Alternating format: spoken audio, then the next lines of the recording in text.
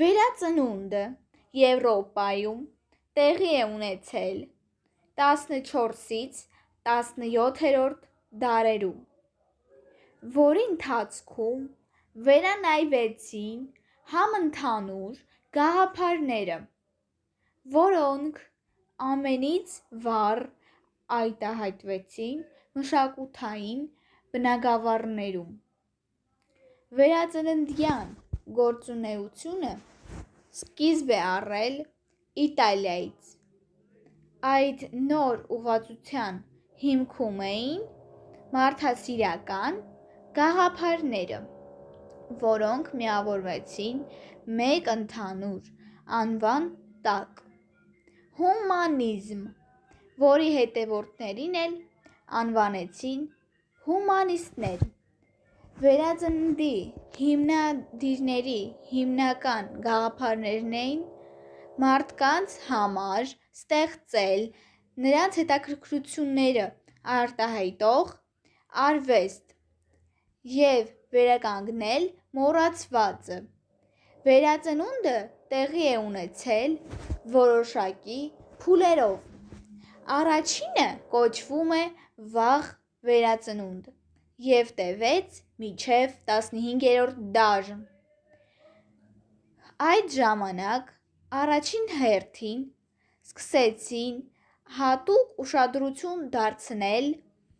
արվեստագետներին։ Ստեղծվեցին նոր քաղաքներ, որոնցով վերջիններիս պահանջարկն ավելին էր մեծանում և այդպիսով արվեստը ծաղկում էր։ Հիմնական գործունեությունը տեղի է ունենում հյուսիսային և միջին Իտալիայում, իսկ ավելի հյուսիսային եվրոպական երկրները իրենց մշակութային կտրուկ փոփոխությունները ապրում են վերածննդի մյուս փուլում՝ բարձր վերածննդում,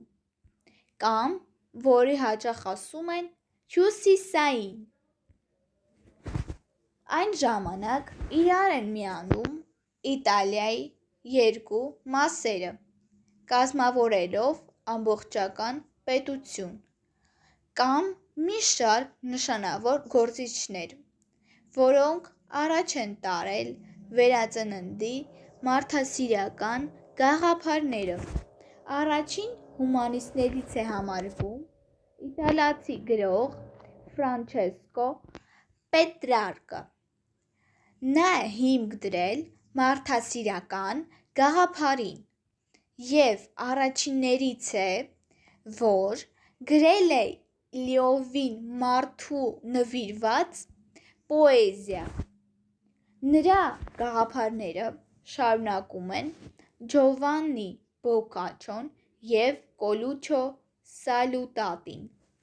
Նաև բավական աչքի է ընկնում Նիկոլո Մաքիավելլի, որը կողմնակից էր հումանիստական գաղափարների, սակայն կարծում էր, որ ղեկավարի պետք չէ ենթարկվել բարոյական կանոնների՝ նպատակին հասնելու համար և երկիրը ծաղկացնելու համար։ Նրա հայտնի խոսքերից է «Նպատակն արդարացնում է միջոցները»։ Նաև մեկ այլ անձնավորություն, որի մասին ճիշտ չեմ համարի չնշել, հաշվի առնելով նրա մեծ դերը մշակույթի և հայտնագործությունների բնագավառում, Լեոնարդո դա Վինչին նույնպես վերածննդի նշանավոր գործիչներից է արվեստի և հայտնագործությունների բնագավառում։ Նա հայտնի է իր նկարներով, ինժեներական լուծումներով, մարդու օրգանիզմի ուսումնասիրությամբ, Եվրոպայում կողոյում ստեղծմամբ և այլն։ Հայաստանում վերածննդի ժամանակաշրջանը տեղի է ունեցել շատ ավելի վաղ 5-րդ դարում և պայմանավորվել է նշանավոր Մեծրոպ Մաշտոցի գործունեությամբ, ով վերականգնվել է մեր գրերը, որի արդյունքում մեծ ծաղկում է ունեցել հայ գրականությունը։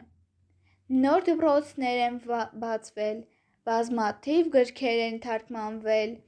և ընդհանուր առմամբ